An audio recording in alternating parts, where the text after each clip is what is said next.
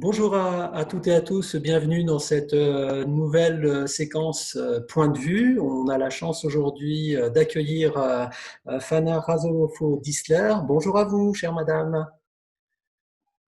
Bonjour monsieur. Comment allez-vous? Je vais très bien. Super. Merci pour votre joli sourire. On a la chance de vous accueillir en tant que maître de conférences en sciences de gestion à l'Université de Lorraine. Et vous êtes directrice des études à l'IAEMS School of Management, spécialisée dans les questions liées à l'immobilier, au management de projets immobiliers. Vous allez nous raconter tout ça. Vous êtes aussi titulaire, conceptrice et titulaire de la chaire RM. Vous allez nous expliquer dans un instant de quoi il s'agit. Et membre du laboratoire de recherche Cérefige. Alors, j'aimerais déjà vous demander pourquoi une chaire de l'immobilier et des métiers de l'immobilier à l'IAE School of Management. Alors, en fait, l'idée d'une chaire, c'est de mettre autour de la table les acteurs et les décideurs d'un secteur d'activité. Donc, ici, ce qui nous intéresse, c'est l'immobilier. Donc, il y a les collectivités territoriales, les entreprises et groupements d'entreprises et l'université. Donc, tout ce monde-là se réunit pour co-construire les actions de formation et de recherche dans le secteur. Alors justement, quels sont vos sujets d'intérêt, vos sujets de recherche et donc d'enseignement également, puisque la recherche et l'enseignement sont étroitement liés? Tout à fait. Donc en fait, moi je m'intéresse aux grandes mutations que traversent les métiers de l'immobilier. Je pense notamment à deux grandes mutations. Donc la première, c'est la mutation écologique. Comme vous le savez, le bâtiment, c'est le premier consommateur notamment d'énergie en France. Donc par conséquent, c'est également le premier pollueur en termes d'émissions de gaz à effet de serre. Donc l'idée, c'est d'accompagner les entreprises dans la manière de construire le bâtiment, dans la manière aussi d'habiter, notamment les différents immeubles pour que ça soit moins énergivore et moins pollueur. Donc ça, c'est la première préoccupation. Et puis la deuxième qui m'intéresse également, c'est la digitalisation, notamment des métiers de l'immobilier. C'est comment faire en sorte que les entreprises puissent faire face à cette forme d'ubérisation des métiers et aussi comment mobiliser tous les outils du numérique pour mieux exercer et mieux pratiquer les métiers. Alors justement, vous auriez un exemple à nous expliciter de cette digitalisation qui vient impacter le monde de l'immobilier?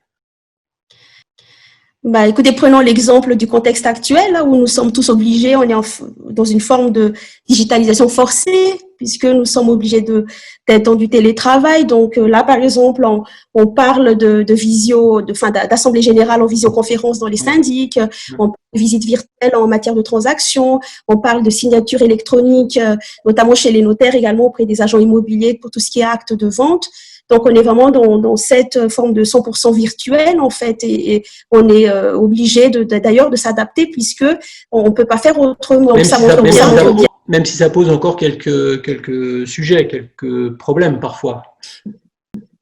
Bien sûr, donc il y a la question de quel outil d'ailleurs acquérir, et puis il y a la question aussi de quelle formation donner, notamment aux collaborateurs pour qu'ils puissent s'adapter à ce contexte-là.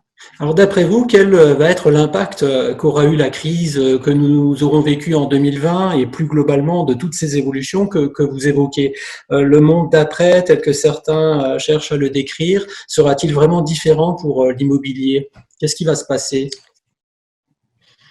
En fait, c'est encore assez difficile de faire une prévision puisqu'on ne sait pas vraiment encore comment sera la reprise économique après le déconfinement, et on ne sait pas d'ailleurs si le déconfinement se fera de manière progressive ou de manière rapide. Donc, c'est vrai qu'il n'y a pas vraiment de visibilité encore, on est encore dans l'incertain.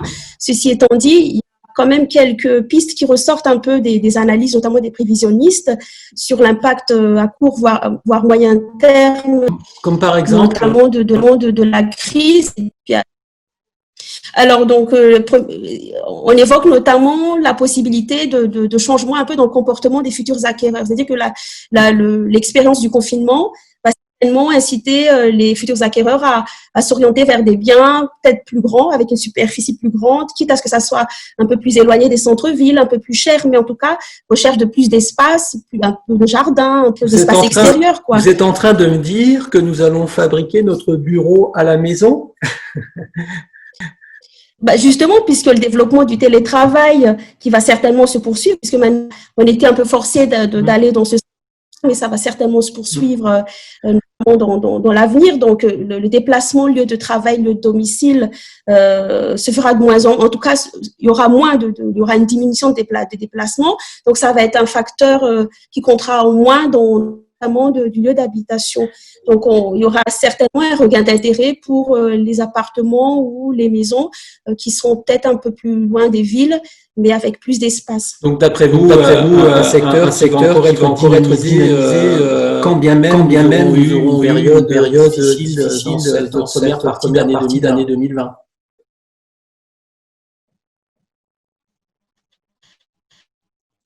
Enfin, ça va être dynamisé, mais quand même, malgré tout, ça va être compliqué quand même, le marché de l'immobilier de manière générale. Hein, ne serait-ce que dans le neuf, ce qui est tard lié notamment arrêt de chantier, le fonctionnement au ralenti de l'administration sur tout ce qui est permis de construire, par exemple, ça va impacter bien entendu l'offre de biens neufs. Donc, on n'est pas non plus dans quelque chose qui sera facile. Et d'ailleurs, le président de la FNIM, pour parler plus particulièrement notamment des métiers d'agents immobiliers, évoque un risque de perte de 20 000 emplois du fait de la crise sanitaire. Donc, on n'est quand même pas dans une perspective hyper favorable.